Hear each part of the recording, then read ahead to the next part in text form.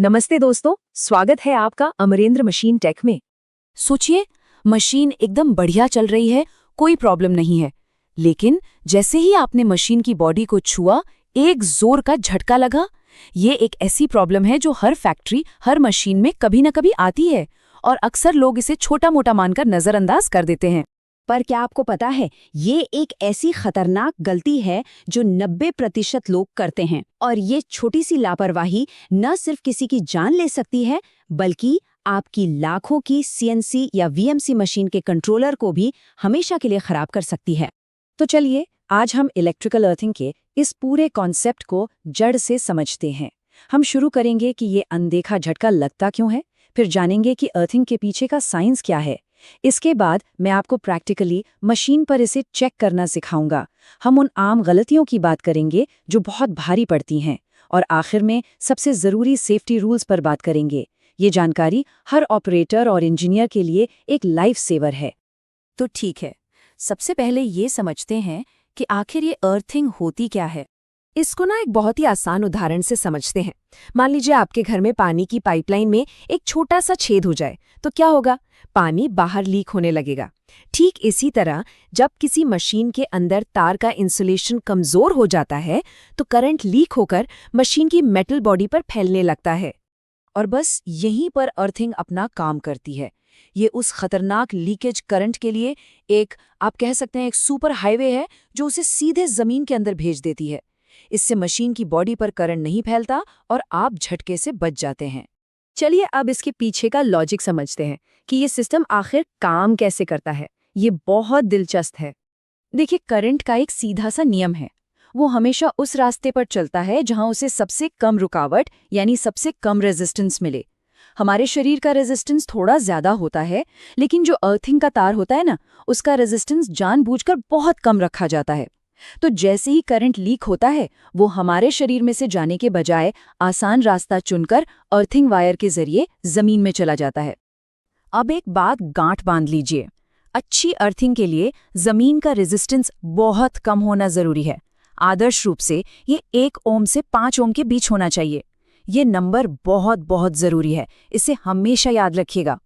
वैसे तो फैक्ट्रियों में आपको अलग अलग तरह की अर्थिंग दिखेगी, जैसे प्लेट अर्थिंग या पाइप अर्थिंग। ये पुराने सिस्टम हैं, लेकिन आजकल की जो एडवांस सीएनसी मशीनें हैं, उनके लिए सबसे बेहतरीन मानी जाती है केमिकल अर्थिंग। इसका सबसे बड़ा फायदा ये है कि इसका रेजिस्टेंस लंबे समय तक स्थिर रहता है और इसका मेंटेनेंस भी कम होता है। तो थ्योरी तो बहुत हो गई, अब आते हैं असली चीज पर कि मशीन पर अर्थिंग को प्रैक्टिकली चेक कैसे करें। आप जब भी किसी सीएनसी मशीन का इलेक्ट्रिकल पैनल खोलेंगे, तो ध्यान से देखिएगा। आपको एक हरे रंग का मोटा तार या फिर एक कॉपर की पट्टी दिखेगी जो सीधी मशीन की बॉडी से कसी होती है। इसी को अर्थ लिंक कहते हैं। सबसे पहले यही चेक करना है कि वो कहीं ढीला तो नहीं है। अब सीखते हैं मल्टीमीटर से असली टेस्टिंग। बहुत आसान है, ध्यान से सुनिए। मल्टीमीटर को एसी वोल्टेज पर सेट कीजिए। अब एक तार फेज में लगाइए और दूसरा न्यूट्रल में। आपको लगभग 230 वोल्ट दिखना चाहिए, ठीक है। अब एक तार फेज में ही रहने दें और दूसरा वाला मशीन की बॉडी पर जहां अर्थिंग जुड़ी है वहां लगाएं। अगर यहां भी 230 वोल्ट के आसपास आ रहा है, मतलब आपकी अर्थिंग कनेक्टेड है। लेकिन सबसे जरूरी टेस्ट अब है, एक तार न्यूट्रल पर और दूसरा अर्थ पर रखिए। यहां पर वोल्टेज हमेशा 3 वोल्ट से कम होना चाहिए। अगर ये ज्यादा है तो समझ लीजिए कि आपकी अर्थिंग में बहुत बड़ी प्रॉब्लम है। चलिए अब उन गलतियों की बात करते हैं जो अक्सर लोग करते हैं और जिनकी वजह से बहुत बड़े हादसे हो जाते हैं। 90% लोग यहीं चूक जाते हैं। सबसे बड़ी गलती, न्यूट्रल तार को ही अर्थिंग की तरह इस्तेमाल कर लेना। ये कभी मत करना।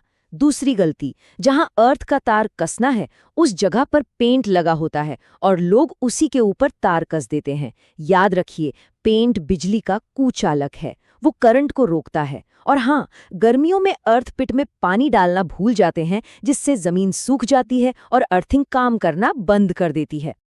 आपसे एक सवाल है, क्या आपके साथ कभी ऐसा हुआ है कि किसी मशीन को छूने पर हल्की सी झंझनाहट महसूस हुई हो?